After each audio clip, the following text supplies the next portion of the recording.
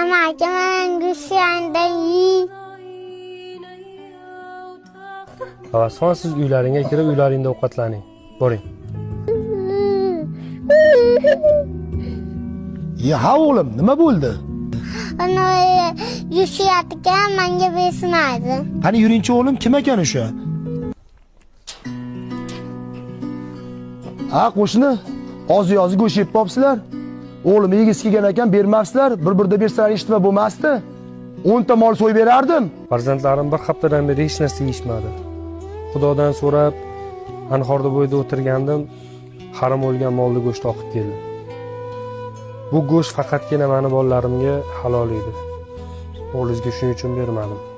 Xotin! Xotin! Ha, dadasi?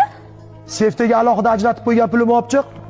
Qaysi dadasi? Hajga boraman deb yig'ib qo'ygan pulingizmi? Nimaga dadasi? Qo'shnim ochligida harom o'lgan molni go'shtni yeb turgan paytda meni qilgan hajim haj bo'larmidi? Boylarning pulida kambag'alning haqqi bo'ladi. Undan qo'shniga beramiz o'sha pulni.